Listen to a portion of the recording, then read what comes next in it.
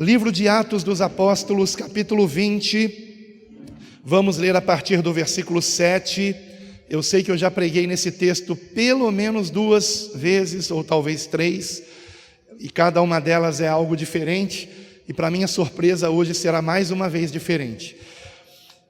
Atos 20, versículo 7, que nos diz assim: E no primeiro dia da semana, ajuntando-se os discípulos para partir o pão, Paulo, que havia de partir no dia seguinte, falava com eles e prolongou a pregação até a meia-noite.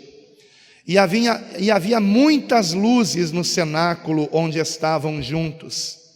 E, estando um certo jovem, por nome Eutico, assentado numa janela, caiu do 3º andar abaixo, tomado de um sono profundo que lhe sobreveio durante o extenso discurso de Paulo, e foi levantado morto.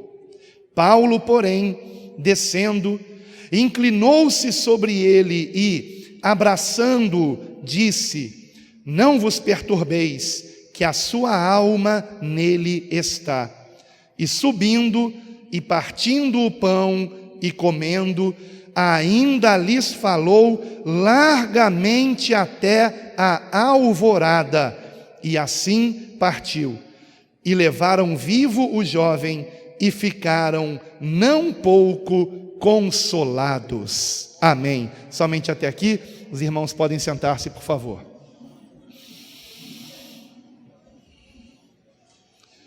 Meus queridos irmãos, se é que existe uma base bíblica para a prática de vigílias, ou seja, de nós passarmos a madrugada toda acordados, buscando a presença de Deus, esta base bíblica está aqui, né? Nós encontramos aqui a igreja reunida no primeiro dia da semana, portanto num domingo, e nesta reunião havia um pregador, alguém ensinando a palavra de Deus, que nada mais, nada menos era o apóstolo Paulo, e nós vemos que ele se empolgou aqui, né? na sua mensagem. Ele pregou por tanto tempo, que em primeiro lugar fez um jovem que estava sentado onde não deveria, na janela, encostado na janela, né? Que ele adormecesse. Ele adormeceu porque não aguentou, né? O longo discurso. Provavelmente aquele jovem tenha tido um dia cansativo. Eu sei que muitos de nós já condenamos esse jovem, né? Como é que alguém dorme numa pregação do apóstolo Paulo, né? Mas ora, talvez ele tenha tido um dia cansativo. E além do mais, o texto bíblico fala que haviam luzes, e eram luzes com chamas, não eram lâmpadas, né? Não se esqueçam disso. Não haviam lâmpadas naquela época, então eram tochas. E a luminosidade de uma tocha, ela por si só já causa sonolência. Por si só. Porque a sombra, por exemplo, Paulo estava pregando, a sombra dele estava atrás na parede. E a tocha fazia a sombra dele para lá e para cá, para lá e para cá, né?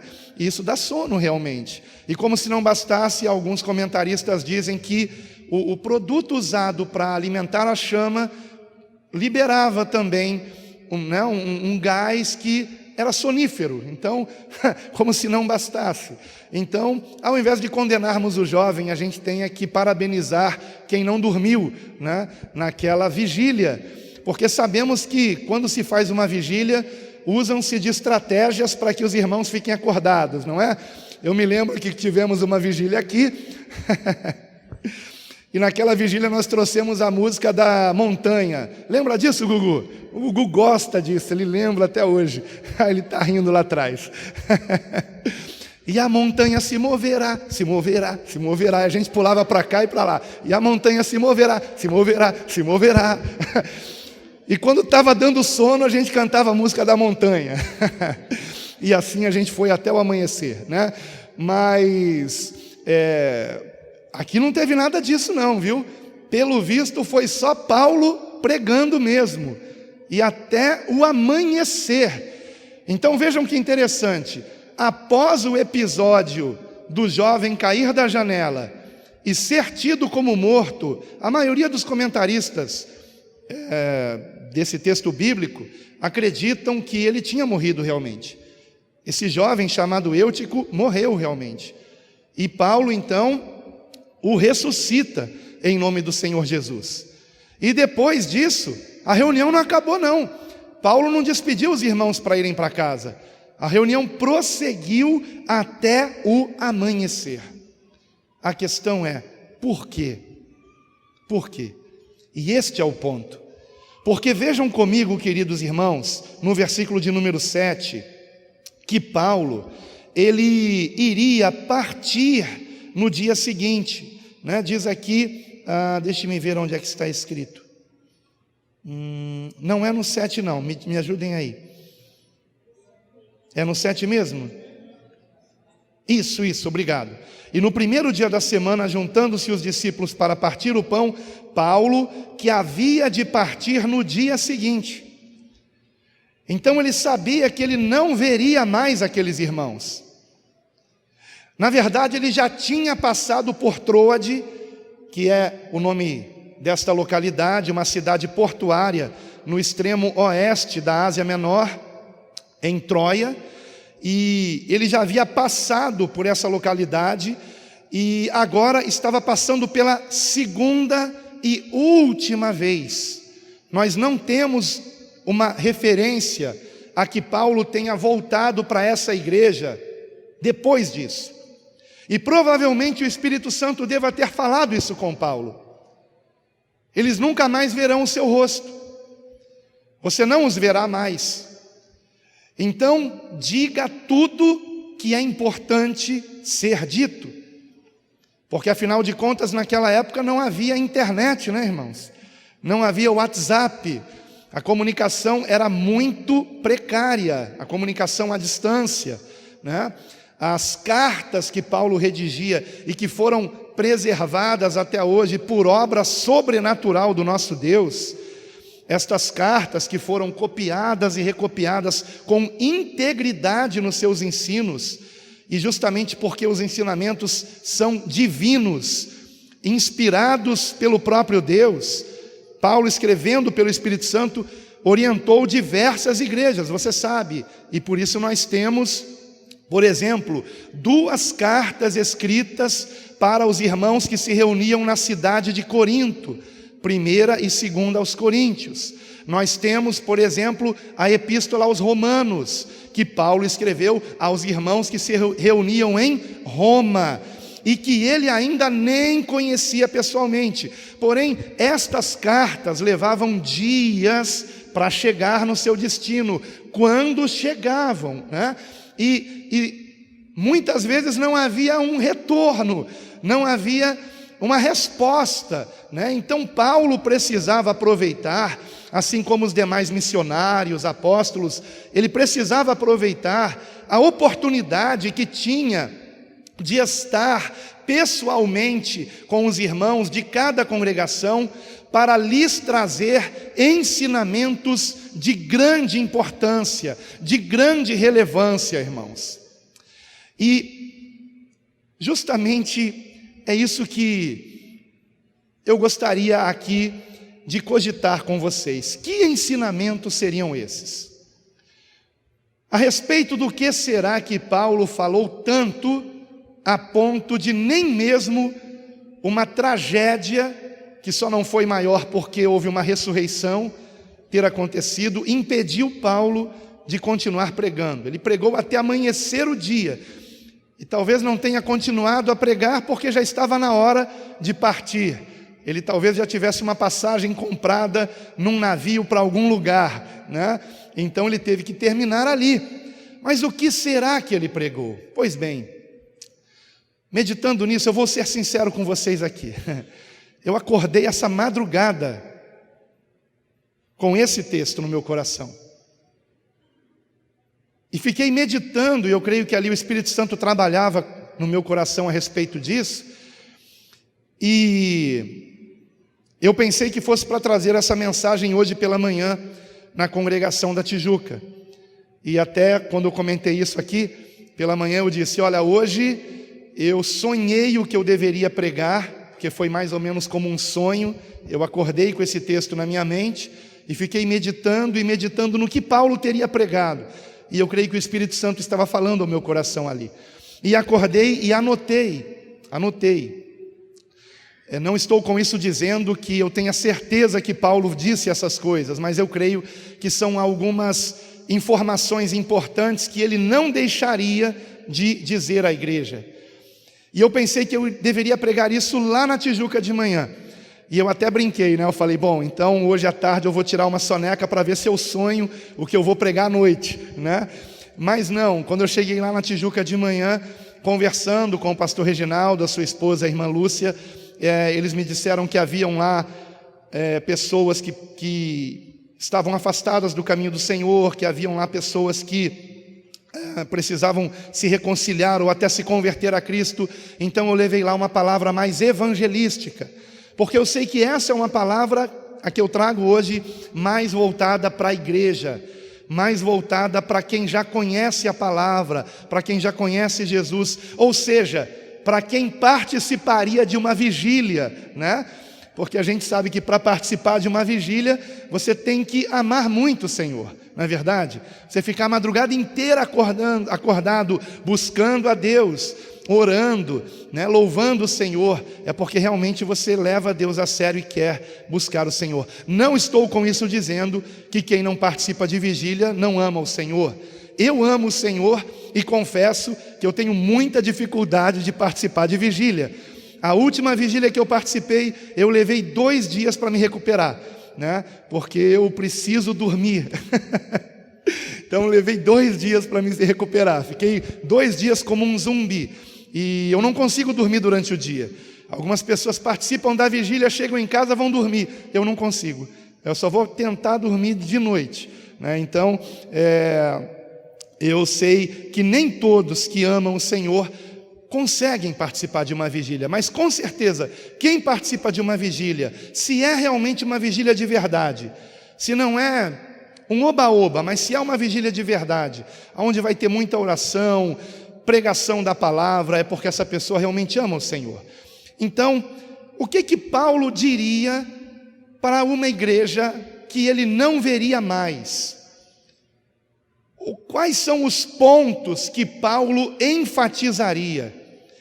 Eu penso que o primeiro deles, irmãos, e eu tenho realmente comprovado por experiência própria, através das visitas que eu tenho feito com minha esposa às congregações do projeto Quero Congregar, né, as congregações deste ministério que se iniciaram pelo projeto Quero Congregar, eu tenho percebido que não há nada mais importante que compreendermos o seguinte, que a nossa salvação é pela graça de Deus, por meio da fé no seu Filho unigênito, Jesus Cristo. Esse é o principal ensinamento. Porque, queridos, se não compreendermos isto, nós continuaremos vivendo cansados e oprimidos, pensando que nossas boas obras vão nos salvar, pensando que por sermos bonzinhos e fazermos tudo correto, é por isso que o nosso nome então estaria no livro da vida. Nada pode ser mais enganoso do que isso, irmãos. E quantas são as pessoas que não se sentem salvas porque estão apoiando a salvação em si mesmas. E quando conseguem andar em santidade, estão felizes e contentes, porque pensam, meu nome está no livro da vida. Mas baseado em quê? Baseado em que eu estou andando retamente. Mas aí quando cometem um pecado, entram até em depressão, porque pensam que, o Senhor apagou meu nome do livro da vida, né? Não está mais lá. Só que a nossa salvação, ela não está apoiada, baseada, estabelecida em nossas boas obras. Abra comigo a sua Bíblia em Efésios capítulo 2, por favor. Efésios capítulo 2. Esses 3 versículos que eu vou mencionar agora no capítulo 2, você precisa tê-los decorados, queridos irmãos.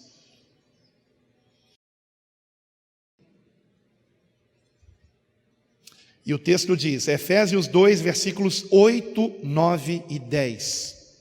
Porque pela graça sois salvos, por meio da fé, e isto não vem de vós, é dom de Deus.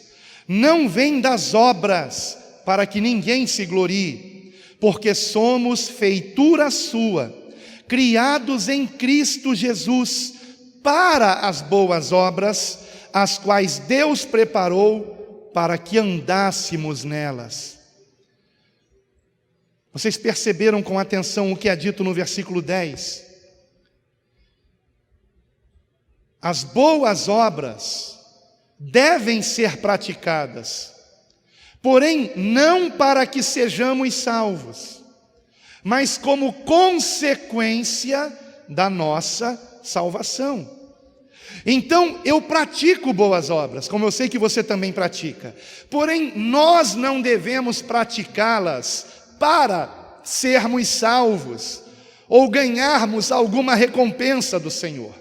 Devemos praticá-las porque somos salvos, ou seja, como consequência. Eu não vou nem usar a palavra natural, mas sobrenatural da nossa salvação. Qual é a consequência de eu ter tido um encontro real com Cristo e ter me rendido a Ele como único Senhor e Salvador da minha vida? Ele perdoar os meus pecados e me encher do seu Espírito Santo, para que nele eu tenha novidade de vida, para que agora eu ande de um modo diferente, praticando boas obras não para ser aplaudido pelos homens, mas unicamente para a glória de Deus. Porque o amor de Cristo nos constrange a andarmos como Cristo andou, a seguirmos os seus ensinamentos. Ora, Ele deu a sua vida por mim, Jesus deu a sua vida por você. E qual é a nossa retribuição a isso? Qual é a nossa resposta a isso? Então as boas obras devem ser praticadas, sim, mas elas nos salvam? Não. E se alguém deixar de praticar boas obras, por descobrir que não há nenhum mérito nisso, mas que não passa da nossa obrigação, porque o próprio Senhor Jesus nos ensinou isso. Ele disse, quando vocês fizerem tudo o que lhes for mandado, digam, somos servos inúteis, não fizemos nada além da nossa obrigação. Estão compreendendo, amados? Agora, se alguém deixa de fazer boas obras porque descobriu que não passa da nossa obrigação, eu garanto a vocês, tal pessoa ainda não conhece Jesus Cristo. Pode conhecer de ouvir falar, mas ainda não teve um real encontro com Ele. Ainda não foi de fato convencido de seus pecados a ponto de reconhecer-se perdido, pecador, necessitado de um Salvador que é Jesus Cristo. E somente quando chegamos a este ponto de nos rendermos e dizermos com sinceridade, eu não vou conseguir me salvar. Por mais que eu pratique boas obras, elas não vão apagar os pecados que eu já cometi na minha vida. E por mais que eu faça obras de justiça, nada disso garante que eu não volte a pecar. Porque a própria palavra de Deus diz, Não há homem justo sobre a terra que faça o bem e que nunca peque. Todos pecaram e destituídos estão da glória de Deus, sendo, porém, justificados gratuitamente pela sua graça, pela redenção que há em Cristo Jesus. Aleluia! Gratuitamente. Você não paga pela tua salvação, eu não pago. É um presente de Deus. Eu não sei por que não traduziram a palavra dom para o português, porque a palavra dom em grego é presente. Como ficaria lindo esse texto aqui: porque pela graça sois salvos por meio da fé, e isto não vem de vós, é presente de Deus. Aleluia! É um presente. Não seria ridículo alguém te dar um presente e você perguntar: quanto custou? Quanto que eu te devo? Não deve nada. Nós não devemos nada a Deus. É um presente. Um presente. Nada mais do que isso. Não rejeite esse presente. Jesus Cristo é um presente para nós. Agora, o maravilhoso é que quando nós abrimos esse presente, Ele nos transforma. Ele nos muda, nos torna uma nova criatura, nos liberta de vícios, transforma o nosso caráter, nos faz andar de um modo diferente. E enquanto não compreendemos isso, que a salvação é um presente, ficamos tentando com nossos esforços conquistarmos a salvação. E não é desta forma. Lembrem-se do convite de Jesus: vinde a mim todos vós que estáis cansados e oprimidos, e eu vos aliviarei. Ele não disse: vinde a mim, e se vocês praticarem meus ensinamentos, os meus ensinamentos vão fazer vocês se sentirem melhor. Não foi isso que ele disse. Ele disse: eu vos aliviarei. Porque Jesus vive e reina, e é Deus, e tem todo o poder no céu e na terra, e está perto, não longe, perto de cada um de nós, e quer ter um relacionamento íntimo com você, comigo, com cada um de nós. Ele é real. Não se trata de uma filosofia, de uma ideologia, de um livro de história do passado, não! Jesus é real, é uma pessoa real, é o Filho do Deus vivo, que veio a esse mundo sem pecado, viveu sem pecado e morreu sem pecado, para tomar sobre si os nossos pecados, para ser a perfeita oferta pela nossa redenção, pela expiação dos nossos pecados. E todo aquele que nele tem fé, todo aquele que recebe esta graça de Deus. O que é graça? Graça significa favor não merecido. Nenhum de nós merecia.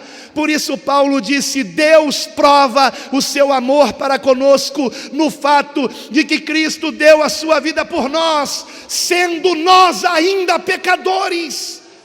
Nenhum de nós o merecia, mas Deus nos amou desta maneira. Aleluia! Glória a Deus!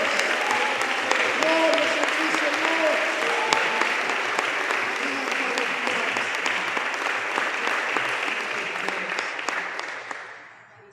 Senhor! Aleluia! E saber disso nos traz alívio e descanso para as nossas almas. Se há alguém que não se sente assim, leve, feliz, talvez seja porque ainda não entendeu isso. Sabemos que a pregação da graça é a mensagem mais central de Paulo. Paulo entendeu o quanto era importante que entendêssemos isso, irmãos. E eu creio que em boa parte daquela longa pregação em Troade, Paulo falou sobre a graça salvadora. Ele deve ter dito também algo que se encontra na epístola que ele escreveu a Tito, epístola de Paulo a Tito.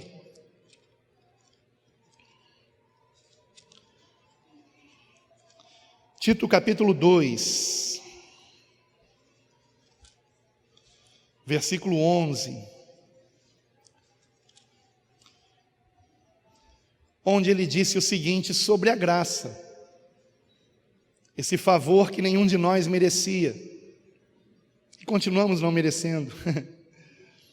E ele diz assim, Tito 2:11, porque a graça salvadora de Deus se há manifestado a todos os homens, ou seja, Deus deseja que todos sejam salvos, que nenhum pereça, que todos se arrependam de seus pecados e confiem em Cristo para a salvação.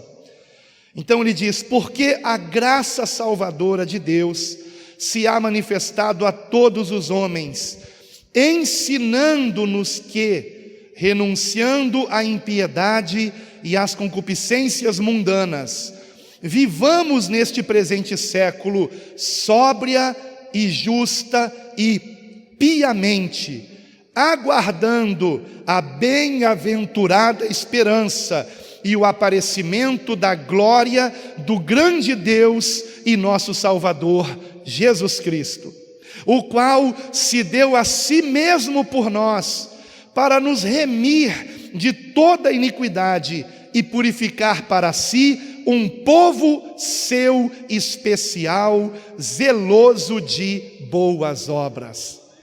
Perceberam que as boas obras estão no final? É a consequência da salvação. Agora, quando entendemos a graça de Deus, que foi o primeiro ensinamento, quando entendemos o grande amor que Deus teve por nós e tem por nós, isso nos constrange a que nós venhamos andar em novidade de vida. Nos sentimos incomodados de continuarmos com certas práticas que tínhamos antes de conhecer Jesus. Agora, esse incômodo, ele não vem porque alguém está nos importunando, ele vem de dentro de nós. Nós nos sentimos incomodados, até com coisas que antigamente para nós eram normais. Determinado tipo de roupa, que talvez no passado você usasse normalmente, sem se sentir nem um pouco incomodado com isso, mas agora você sente que deve mudar o vestuário. Por quê? Porque agora habita em você o Espírito Santo de Deus. Isto faz com que você não se sinta mais bem vestindo certas coisas, dizendo certas coisas, assistindo certos programas, vendo certos sites, etc., indo em determinados lugares, como nessa semana um irmão muito querido, que está retornando para o caminho do Senhor, ele compartilhou com a minha esposa, ele sabe que eu demoro para ver as mensagens no WhatsApp, de vez em quando ele escreve para ela, né? E ele disse que foi num lugar que ele pensou que nunca mais ele fosse na vida dele, mas disse que foi bom ele ter ido lá, porque quando ele chegou lá, ele se sentiu um peixe fora d'água. Ele percebeu que aquele não era mais o lugar dele, ele não deveria mais ir àquele lugar, porque não tinha mais nada a ver com ele. E quando ele contou isso, minha esposa me contou, eu glorifiquei a Deus, porque isso mostra que aquele irmão de fato é um irmão.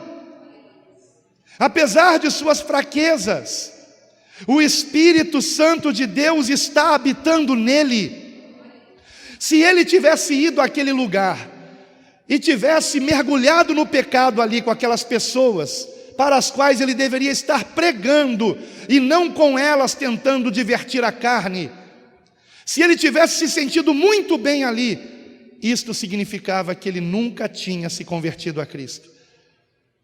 Mas a carne dele sentiu o desejo de ir lá, e ele foi. Ele foi. Só que chegando naquele local, ele não se sentiu mais à vontade como antigamente, porque alguma coisa nele mudou. A semente da palavra de Deus está no coração dele, e ela já brotou, e ela já está o transformando, já o está transformando numa nova criatura, para a glória de Deus. Agora é um processo, e nesse processo nós vamos sendo o quê? Ensinados pelo próprio Deus. Na medida que vamos nos aproximando dele, que vamos conhecendo Jesus cada vez mais. Você já sabe que Jesus morreu na cruz por você. Você já sabe que ele tomou sobre si os teus e os meus pecados. Você já sabe que é pela fé nele que você é salvo. Você sabe disso. Você sabe que nós temos segurança em Cristo comprovadamente, porque ele ressuscitou ao terceiro dia. E a maior prova de que Jesus venceu a morte e ressuscitou, comprovando que a sua oferta foi aceita pelo Pai, a maior prova da ressurreição de Cristo é o fato de que 2000 anos depois dele ter vindo ao mundo, nós ainda estamos pregando a sua mensagem. Pense comigo, se Jesus não tivesse ressuscitado, aqueles apóstolos que estavam com medo quando ele morreu na cruz, com medo de que fossem mortos da mesma forma, lembrem-se que Pedro, que estava vendo o julgamento de Cristo, foi reconhecido, e disseram: tu também estavas com ele, mas por 3 vezes ele negou conhecer Jesus. Por quê? Medo de ser também preso, esbofeteado, apunhalado, espancado, açoitado e preso numa cruz até morrer nu. Porque era dessa maneira que acontecia. A morte na cruz era terrível, apavorante. Nenhum apóstolo iria querer passar por aquilo. Só que Jesus os tinha advertido: o Filho do Homem será traído e preso e crucificado, mas ao terceiro dia ressuscitará. E a palavra diz que no terceiro dia o Senhor Jesus ressuscita e aparece aos apóstolos. E onde é que eles estavam? Trancados, escondidos. E mesmo eles trancados, o Senhor Jesus aparece a eles e diz a Tomé: toque em mim, né? Eis aqui os cravos nas minhas mãos e nos meus pés, porque Tomé disse: se eu não tocar nele, de modo algum acreditarei que ele ressuscitou. E Jesus de fato ressuscitou. Quem daria sua vida por um mentiroso? Se Jesus não tivesse ressuscitado, ninguém teria continuado a pregar o que ele ensinou. Então essa é a maior prova de que ele ressuscitou, o fato de a sua mensagem chegar aos nossos dias. E praticamente todos os apóstolos morreram como mártires, deram suas vidas por Jesus, porque tinham a certeza de que assim como Jesus ressuscitou, eles também ressuscitariam por não negar a Cristo. Então, amados, você já sabe de tudo isso a respeito de Cristo. Você já sabe que é nele que se encontra a nossa salvação. Só que se realmente você o ama, se você ama Jesus, você vai querer saber um pouco mais a respeito dele, não vai? E foi por isso que Deus nos preservou 4 evangelhos que nos contam a história de Jesus por 4 ângulos diferentes, enfatizando 4 aspectos de Cristo diferentes, para que nós venhamos conhecê-lo ainda mais. E é por isso que nós temos o livro de Atos contando o início da história da igreja, para que você veja o que o Espírito Santo de Deus continuou a fazer por meio dos apóstolos e dos discípulos. E é o único livro da vida, da Bíblia, que é também livro da vida, é o único livro da Bíblia que não tem conclusão. O livro de Atos para abruptamente, porque na realidade a história continua.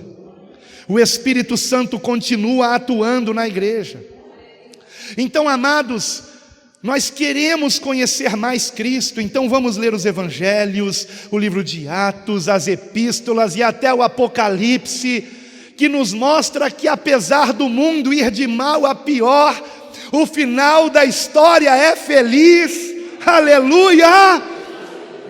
Por isso somos mais que vencedores, porque aquele que é tido por vencedor, ele só sabe que venceu no final da história, no final da corrida.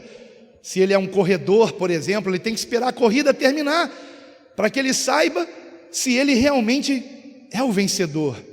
Eu, por exemplo, fui muito frustrado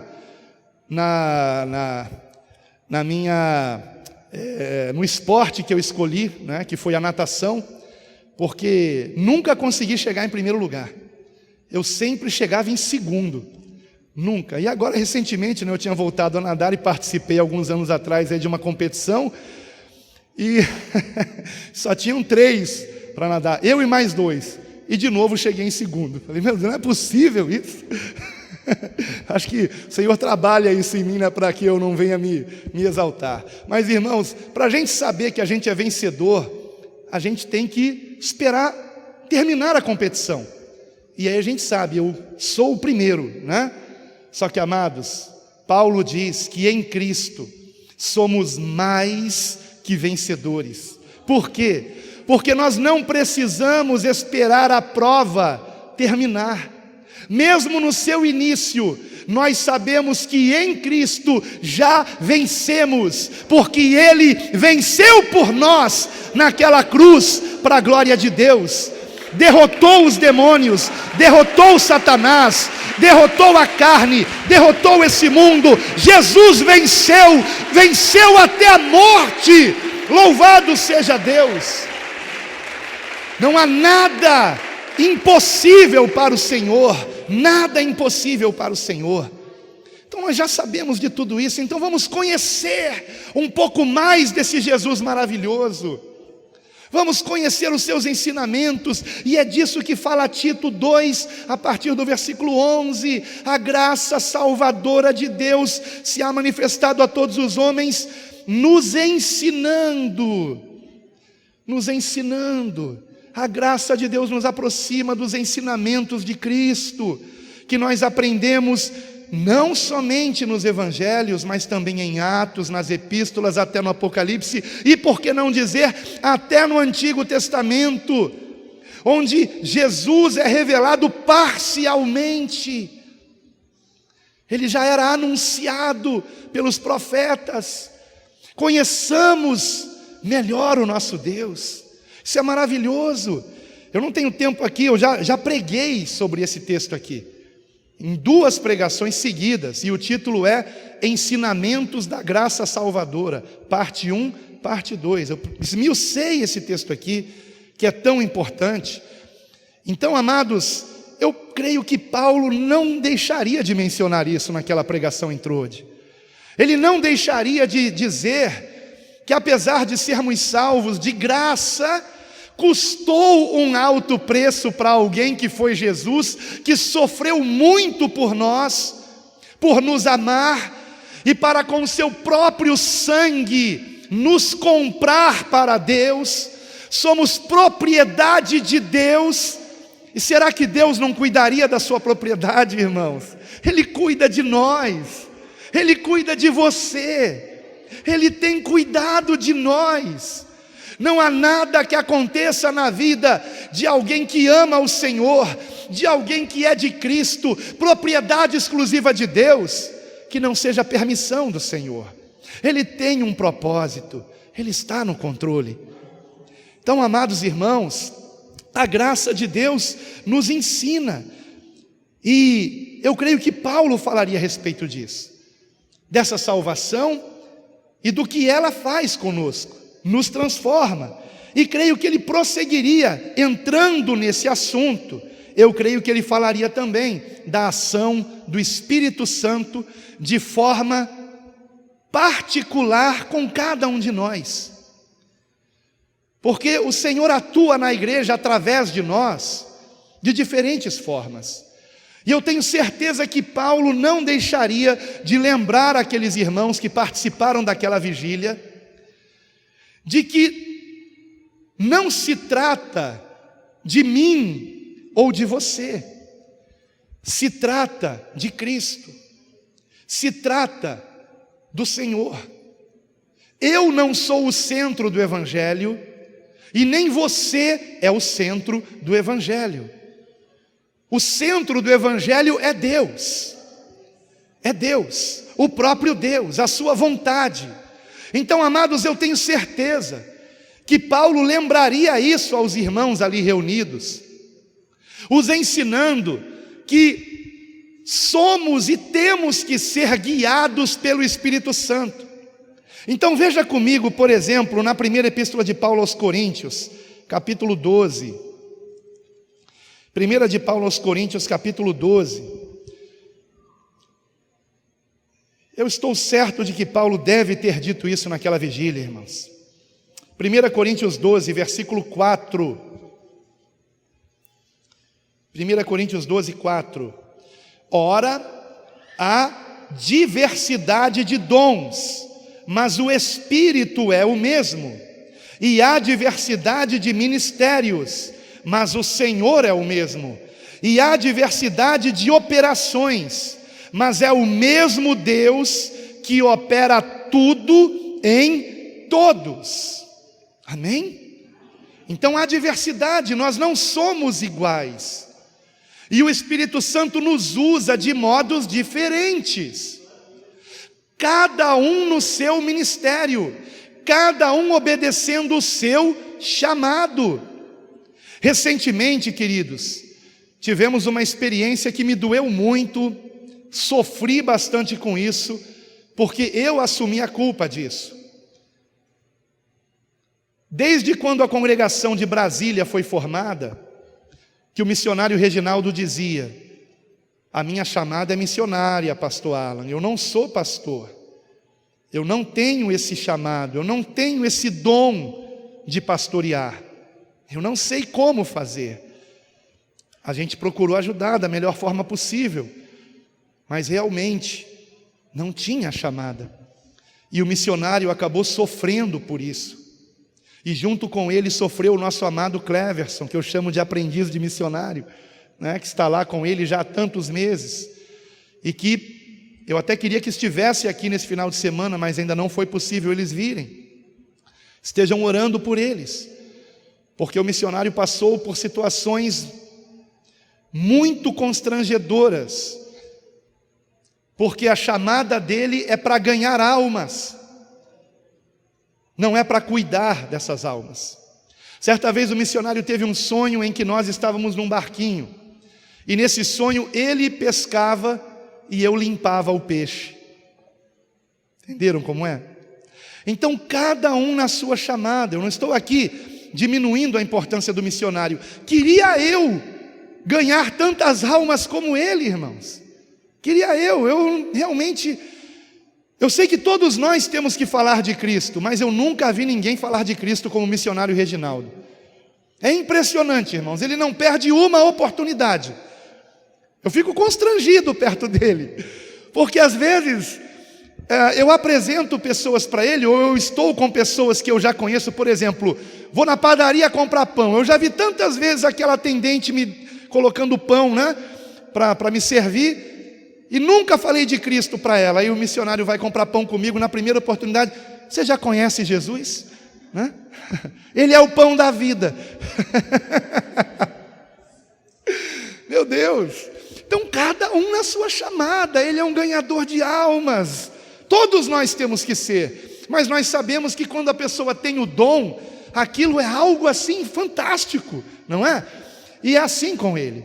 Então cada um na sua chamada, e é disso que Paulo está falando aqui, e eu tenho certeza que ele deve ter falado isso também com os irmãos da igreja em Troade. Vamos lá, prosseguindo, versículo 7, mas a manifestação do Espírito, ou seja, do Espírito Santo, é dada a cada um para o que for útil, porque a um, pelo Espírito, é dada a palavra da sabedoria, e a outro, pelo mesmo Espírito, a palavra do conhecimento, e a outro, pelo mesmo Espírito, a fé, e a outro, pelo mesmo Espírito, os dons de curar, e a outro, a operação de maravilhas, e a outro, a profecia, e a outro, o dom de discernir os espíritos, e a outro, a variedade de línguas, e a outro, a interpretação de línguas, mas um só e o mesmo Espírito opera todas estas coisas, repartindo particularmente a cada um como quer. É como Deus quer. Porque assim como o corpo é um, e aí ele está falando de nós, o corpo de Cristo, a igreja, assim como o corpo é um, e tem muitos membros, e todos os membros deste um corpo, sendo muitos, são um só corpo, assim é Cristo também. Pois todos nós fomos batizados em um Espírito, formando um corpo. Portanto, amados, temos que estar o quê? Trabalhando em unidade e em unanimidade, não combatendo um contra o outro, não falando um mal do outro. Eu tenho procurado orientar principalmente os pastores, se é para falar de alguém ausente, apenas fale bem,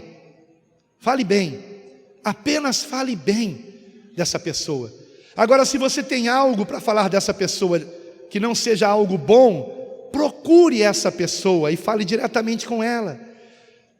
E diga, na direção do Espírito Santo, se assim o Espírito Santo te orientar, diga para ela: olha, como certa vez um irmão fez, um irmão marcou um gabinete comigo, já contei isso aqui, e disse assim, eu pensei que ele fosse, assim que a gente sentou depois da oração, eu disse, em que eu posso ajudar?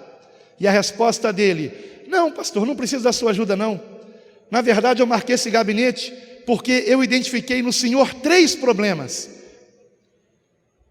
ele marcou o gabinete para falar de mim, ótimo, que bom, pior seria ele falar de mim por trás.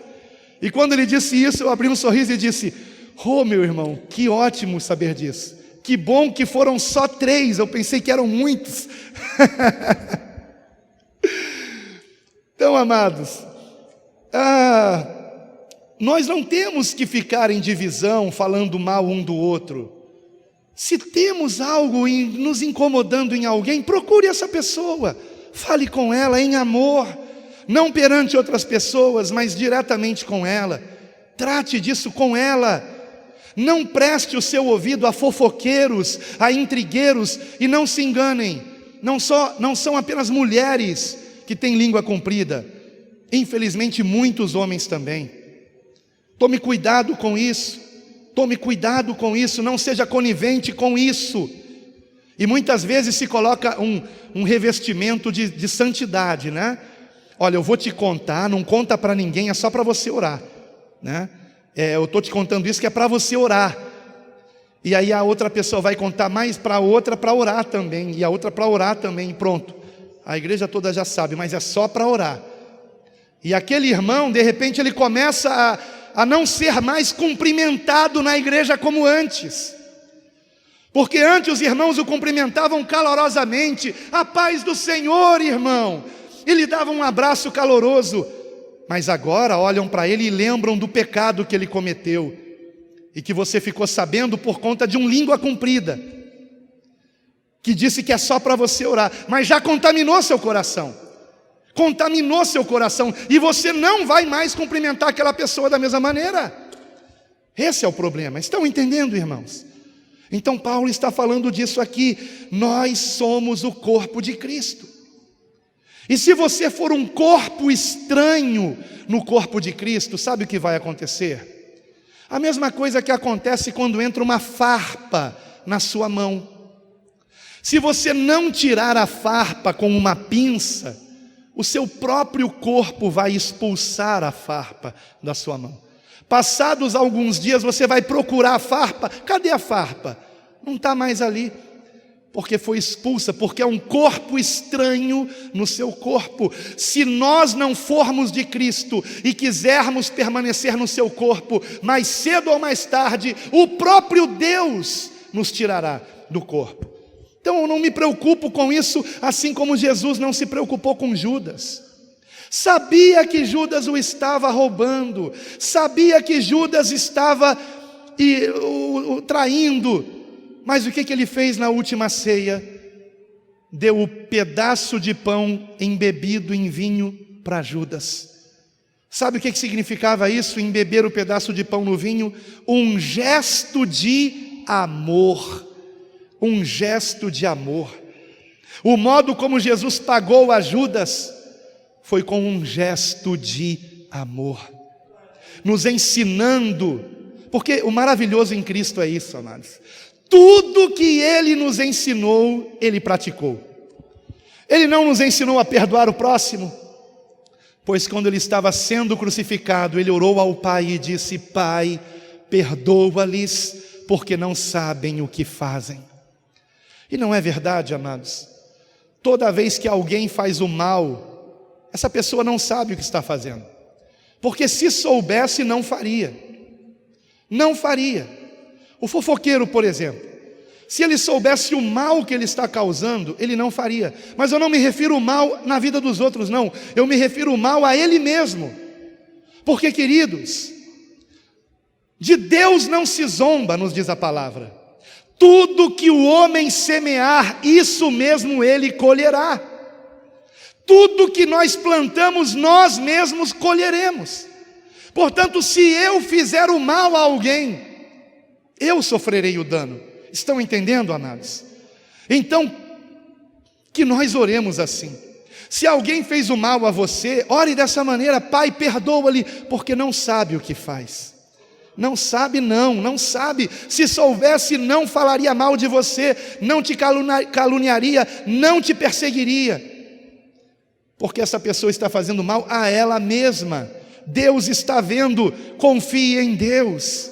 Não se vingue, entregue nas mãos do Senhor. Ore pelos que te perseguem, para que eles se convertam, para que um dia você possa chamá-los de irmãos, para a glória de Deus. Então, prosseguindo aqui a leitura, creio que agora a gente vai conseguir entender esse texto melhor. Versículo 13 em diante.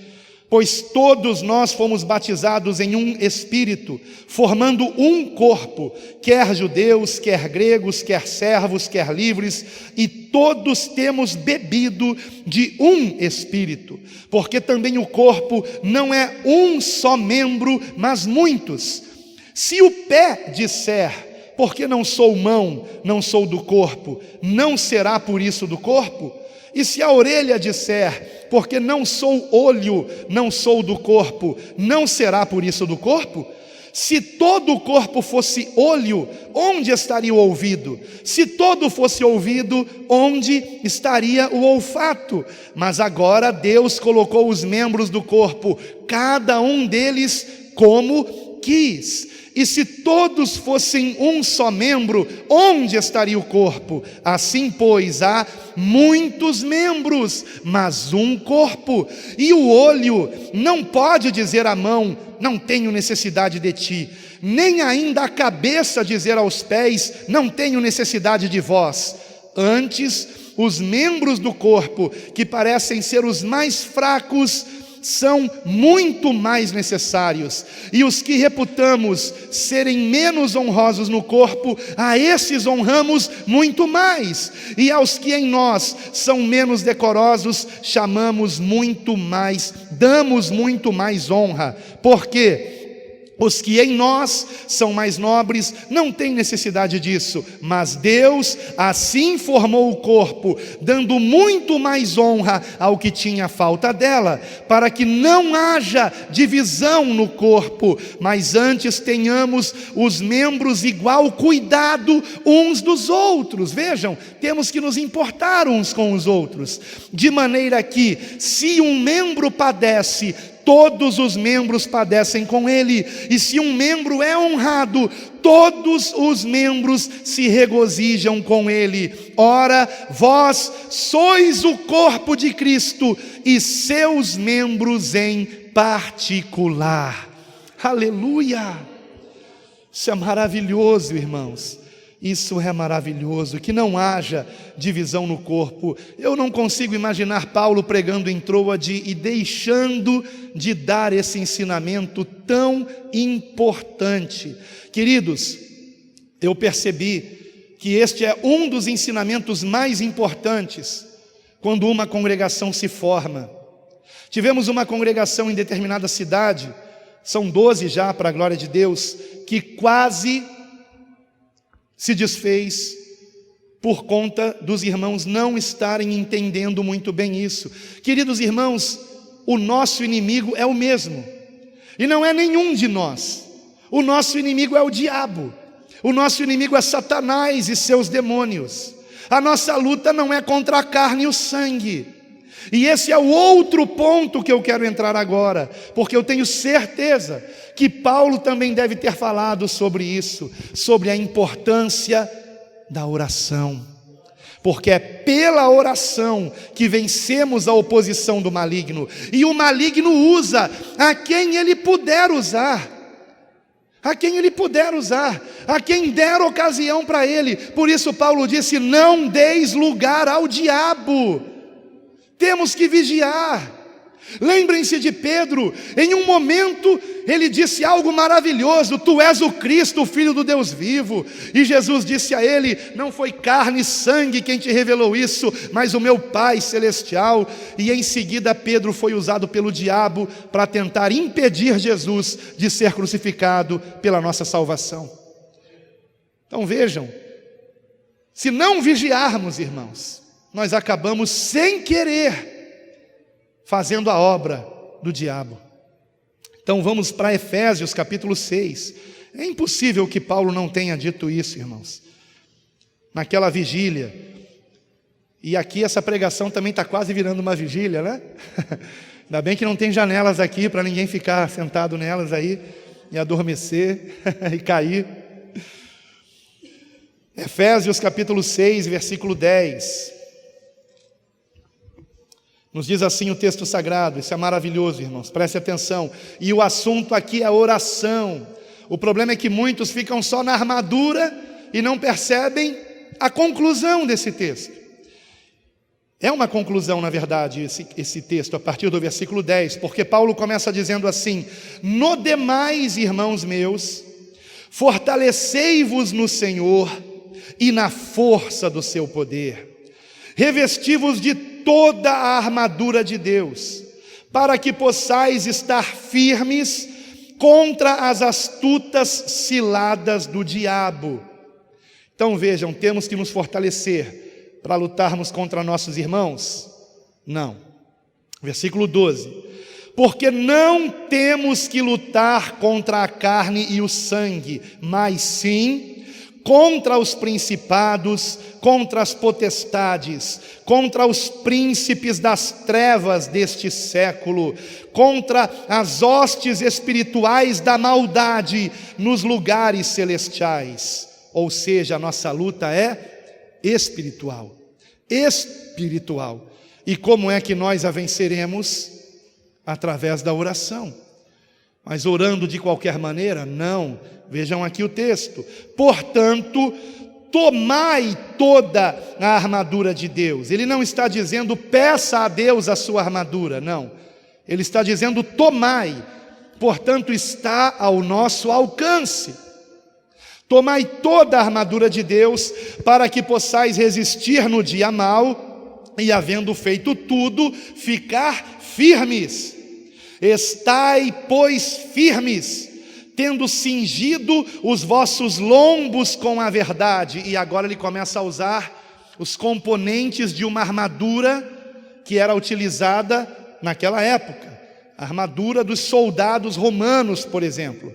Paulo escreveu esse texto de dentro de uma prisão, e acredita-se que quando ele escrevia esse texto, ele estava olhando para um soldado que estava ali de guarda, e olhando para aquele soldado, ele foi ali descrevendo os componentes que ele via na armadura. Então, primeiramente, o cinturão da verdade, que cingia os lombos do soldado para deixá-lo rígido, firme, para que ele tivesse postura e também para, de certa forma, protegê-lo contra flechadas ou alguma coisa nesse sentido, contra agressões nos pontos mais importantes dos órgãos do corpo. E então ele diz: cingindo os vossos lombos com a verdade. O que ele quer dizer com isso? Sejam sinceros, sejam honestos, andem em verdade, não sejam falsos, não sejam hipócritas. Lembrem-se que a hipocrisia foi o pecado que Cristo mais demonstrou ficar irado. Ele não ficou tão irado com prostitutas, aliás, ele nem demonstrou ira com prostitutas ou ladrões, mas demonstrou ira com pessoas hipócritas. Então, se você quer realmente resistir, se você quer vencer a batalha espiritual em Cristo, seja franco, seja honesto, seja verdadeiro, seja puro, tenha o cinturão da verdade, seja íntegro. E em seguida ele fala da couraça. A couraça já era de metal, e ele fala da couraça da justiça. O que é essa justiça? Pagar o mal com o mal? Não, não tem nada a ver com isso. É um termo grego que era entendido na época. Justiça significa andar corretamente, andar em retidão. Em outras palavras, já que o assunto aqui é uma couraça, que não tenha brecha na tua couraça. Estão entendendo? Ande retamente, e o diabo não terá do que lhe acusar, e os demônios não encontrarão nenhuma ocasião contra você, se você andar retamente. O andar retamente é andar em justiça, e isso para nós é como uma couraça que nos protege contra as investidas do maligno. Porque, amados, quando nos convertemos a Cristo, pelo menos 3 grandes inimigos nós ganhamos imediatamente. Imediatamente. O primeiro deles está bem pertinho de você, a sua própria carne. Quantas vezes você quis orar e a sua carne não quis? Quantas vezes quis jejuar e não jejuou porque a sua carne não quer jejuar? Quantas vezes você quis vir à igreja e a sua carne quis ficar em casa, não é verdade? Há uma luta contra a sua própria carne. A sua própria carne tem desejos pecaminosos, contra os quais temos que lutar diariamente. E o segredo para isso é nos enchermos do Espírito Santo. Quanto mais cheios do Espírito, mais fortalecidos para vencermos a carne. Mas há outro inimigo, o mundo, o sistema desse mundo que é contra Cristo, as perseguições que o próprio mundo nos traz, até no ambiente de trabalho, onde tentam obrigar você a mentir, a entrar em esquemas que você não pode entrar. Então há um sistema mundano que opera contra Cristo, contra a vontade de Deus. E o terceiro outro inimigo é o que está mencionado aqui: os espíritos malignos, que existem. Existe uma oposição espiritual. Quantas vezes eu fui afrontado por demônios, sejam em pessoas que ficaram endemoniadas. Quantas ameaças eu já recebi de demônios. Uma das coisas que eu mais gosto é quando o demônio olha para mim e diz assim: eu te odeio.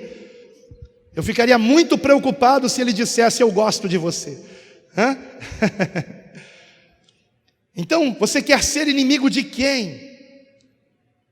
Porque a palavra diz que quem se constitui amigo do mundo se torna inimigo de Deus. Pois eu quero ser amigo de Deus, e inimigo do mundo, e inimigo do diabo, e inimigo da minha própria carne, para agradar o Senhor, para andar segundo a vontade dEle. Então, queridos irmãos, se nós andarmos em retidão, nós temos nisso uma couraça. E aí o texto continua, eu teria que trazer uma outra pregação para falar versículo por versículo. E calçados os pés na preparação do evangelho da paz, tomando sobretudo o escudo da fé, com o qual podeis apagar todos os dardos inflamados do maligno. Tomai também o capacete da salvação e a espada do Espírito, que é a palavra de Deus, orando em todo o tempo, com toda a oração e súplica no Espírito, e vigiando nisto, com toda perseverança e súplica, por todos os santos e por mim. Vejam que Paulo pediu oração até por ele, e por mim, para que me seja dada, no abrir da minha boca, a palavra com confiança, para fazer notório o mistério do Evangelho. Então, queridos irmãos, não despreze a oração.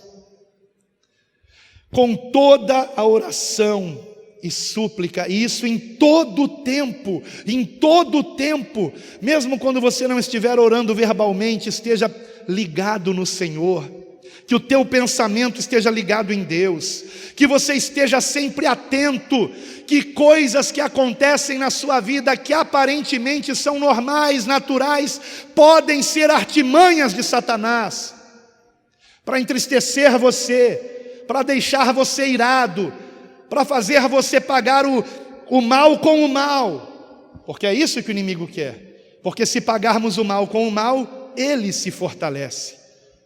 O reino das trevas é quem ganha com isso, mas se pagarmos o mal com o bem, como Jesus nos ensinou, sobretudo orando pelos que nos perseguem, todas as forças malignas são anuladas, e Satanás tem que recuar, e aquela alma será liberta para a glória de Deus. Se orarmos, temos que orar mais, temos que dar valor a isso, porque a nossa luta não é contra as pessoas. Pense em alguém que está sendo intragável para você, sabe? Que você está tendo uma dificuldade de se relacionar com essa pessoa. Pois você tem que orar a respeito disso. Orar a respeito disso. E não continuar no nível natural, porque a nossa luta não é carnal. As armas da nossa milícia não são carnais, mas espirituais e poderosas em Deus, para destruir fortalezas, trazendo as pessoas ao conhecimento de Cristo. E finalmente, irmãos, eu concluo falando de algo que eu tenho certeza absoluta que Paulo deve ter dito, e principalmente no contexto do partir do pão, porque o texto diz que depois de Eutico ter sido ressuscitado por Paulo, Paulo continuou pregando, mas ele fez algo mais, ele partiu o pão com os irmãos, e isto significa a ceia do Senhor. É o modo como a ceia do Senhor é mencionada no livro de Atos, o partir do pão.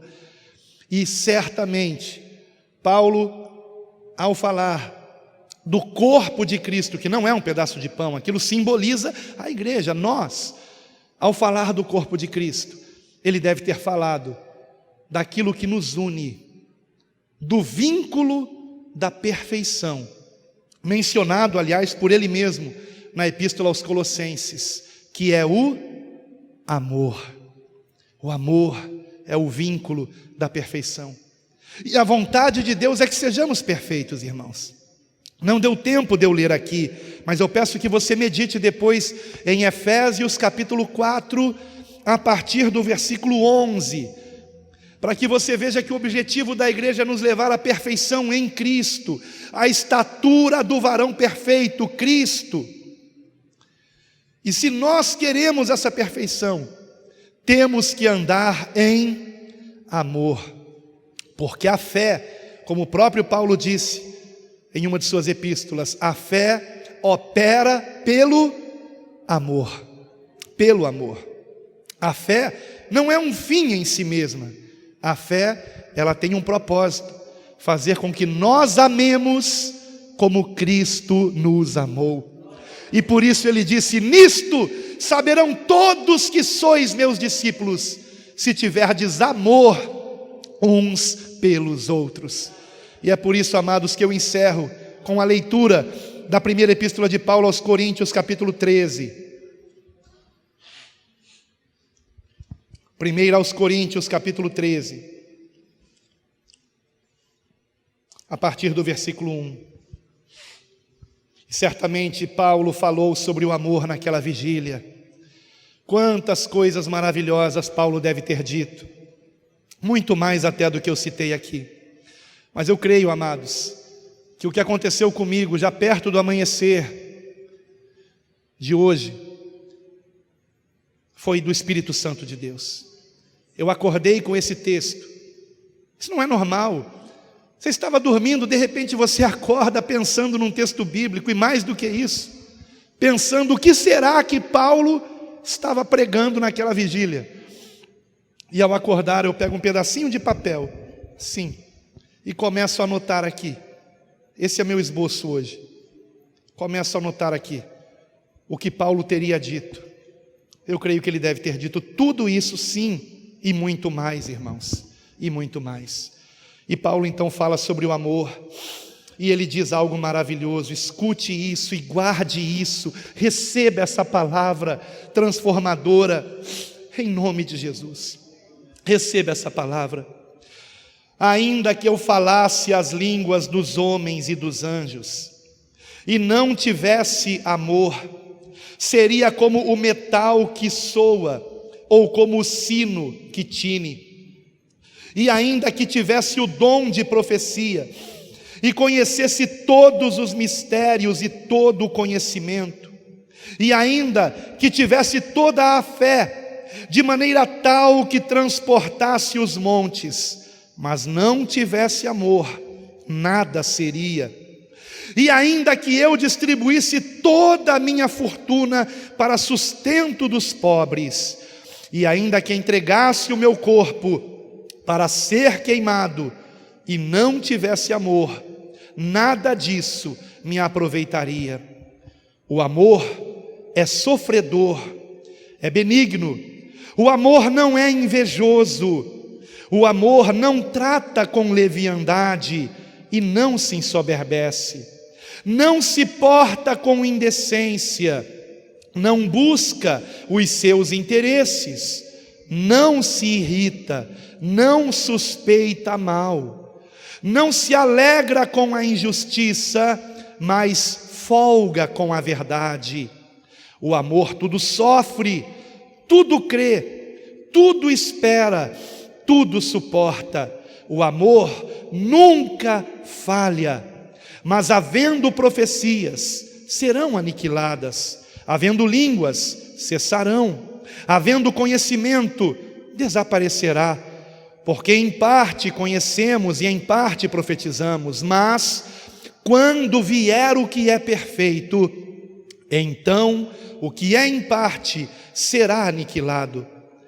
Quando eu era menino, falava como menino, sentia como menino, pensava como menino, mas logo que cheguei a ser homem, acabei com as coisas de menino. Porque agora vemos por espelho, em enigma, mas então veremos face a face. Agora conheço em parte, mas então conhecerei, como também sou conhecido. Agora, pois, permanecem a fé, a esperança e o amor, estes três, mas o maior destes é o amor. Aleluia!